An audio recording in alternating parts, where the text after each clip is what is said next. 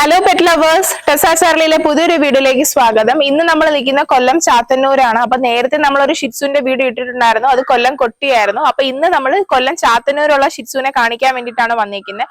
അപ്പൊ നിങ്ങൾ കേരളത്തിൽ എവിടെയാണെങ്കിലും ട്രാൻസ്പോർട്ടേഷൻ അവൈലബിൾ ആണ്. അപ്പൊ നമുക്ക് പപ്പീസിനെ നോക്കാം. അപ്പൊ ഇതാണ് കേട്ടോ കുഞ്ഞുങ്ങള്. അപ്പൊ കുഞ്ഞുങ്ങൾക്ക് ആകെപ്പാട് 22 ദിവസം മാത്രമേ പ്രായമായിട്ടുള്ളൂ. അപ്പൊ ബുക്കിംഗ് ഓൾറെഡി സ്റ്റാർട്ട് ചെയ്തിട്ടുണ്ട് കേട്ടോ. മെയിൽ പപ്പീസും ഫീമെയിൽ പപ്പീസും അവൈലബിൾ ആണ്. പിന്നെ നമ്മുടെ കയ്യിൽ പപ്പീസിന്റെ പ്രൈസ് ഇപ്പൊ നമ്മൾ വീഡിയോ ഇടുന്ന സമയത്ത് ഒരുപാട് പേര് പപ്പീസിന്റെ പ്രൈസ് ചോദിക്കും.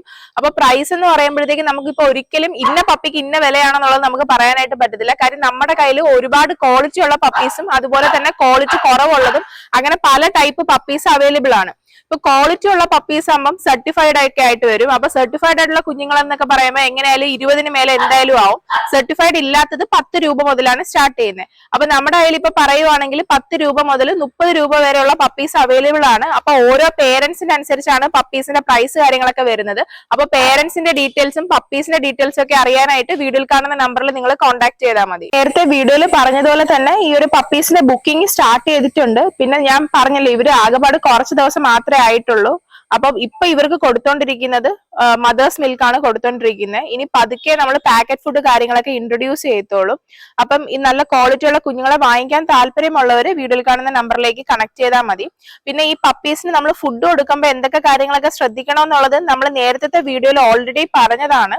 അപ്പൊ ആ ഒരു വീഡിയോ കണ്ടിട്ടില്ലാത്തവർക്ക് വേണ്ടിയിട്ട് ജസ്റ്റ് ഒന്നുകൂടെ ഒന്ന് പറയാം. ഷിറ്റ്സു എന്ന് പറയുമ്പോഴത്തേക്ക് അവരുടെ മൂക്കും വായും അടുപ്പിച്ചടുപ്പിച്ചാണ് ഇരിക്കുന്നത്. അപ്പൊ അവർക്ക് എപ്പോഴും ഫുഡ് കൊടുക്കുന്ന സമയത്ത് നമ്മൾ അത് ശ്രദ്ധിക്കണം. ഇല്ലെങ്കിൽ ഈ ഒരു കുഞ്ഞുങ്ങള് ഫുഡ് കൊടുക്കുന്ന സമയത്ത് അതിനകത്തോട്ട് ഇങ്ങനെ മുങ്ങി കഴിക്കുമ്പോഴത്തേക്ക് മൂക്കിൽ കയറിയിട്ട് പിന്നെ ലങ് ഇൻഫെക്ഷനും ന്യൂമോണിയ ഒക്കെ ആവാൻ ചാൻസ് ഉണ്ട്.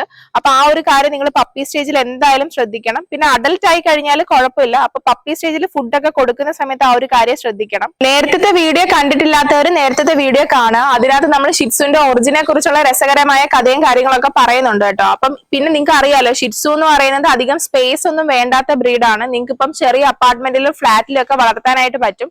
ഇവർക്ക് ചെറിയ രീതിയിലുള്ള എക്സസൈസും കാര്യങ്ങളും ഒക്കെ മതി. പപ്പിയുടെ വാക്സിന്റെ ഡീറ്റെയിൽസ് ഒക്കെ നമ്മൾ കഴിഞ്ഞ വീഡിയോയിൽ പറഞ്ഞിട്ടുണ്ട്. അപ്പൊ അത് കണ്ടിട്ടില്ലാത്തവർ ജസ്റ്റ് കാണുക. പിന്നെ വാക്സിൻ എടുക്കാൻ പോകുമ്പോൾ ശ്രദ്ധിക്കേണ്ട കാര്യം എന്താണെന്ന് വെച്ചാൽ, ഹോസ്പിറ്റലിൽ നിങ്ങൾ കൊണ്ടുപോകുന്ന സമയത്ത് ഡെസ്കിലോ അല്ലെങ്കിൽ തറയിലോ ഒന്നും ഇറക്കരുത്. ഇറക്കുന്ന സമയത്ത് പ്രത്യേകം ശ്രദ്ധിക്കണം. കാര്യം ഇപ്പൊ ഓൾറെഡി അത് ഡിസ്ഇൻഫെക്റ്റഡ് ആണെങ്കിലും ചെറിയ രീതിയിലുള്ള വൈറസോ ഇൻഫെക്ഷനോ ഒക്കെ ഉണ്ടെങ്കിൽ ഇവർ പപ്പീസ് ആയതുകൊണ്ട് തന്നെ ഇമ്മ്യൂണിറ്റി കുറവാണ്. അതുകൊണ്ട് തന്നെ പെട്ടെന്ന് ഇൻഫെക്ഷനും കാര്യങ്ങളൊക്കെ വരാൻ ചാൻസ് ഉണ്ട്. അപ്പൊ നിങ്ങൾ വാക്സിൻ എടുക്കാനായിട്ട് ഹോസ്പിറ്റലിൽ പോവാണെങ്കിൽ ശ്രദ്ധിക്കുക. അതല്ലെങ്കിൽ കഴിവതും വീട്ടിൽ വെച്ച് തന്നെ വാക്സിൻ എടുക്കാനായിട്ട് ശ്രമിക്കുക. ഹോസ്പിറ്റലിൽ പറഞ്ഞാൽ വീട്ടിലൊക്കെ വന്ന് എടുത്തു തരും. ഇപ്പോൾ പപ്പീസിനെ വാങ്ങിക്കാൻ താല്പര്യമുള്ളവർ എത്രയും പെട്ടെന്ന് തന്നെ കോൺടാക്ട് ചെയ്തോളൂ. പുതിയൊരു എപ്പിസോഡിൽ വീണ്ടും കാണാം. താങ്ക്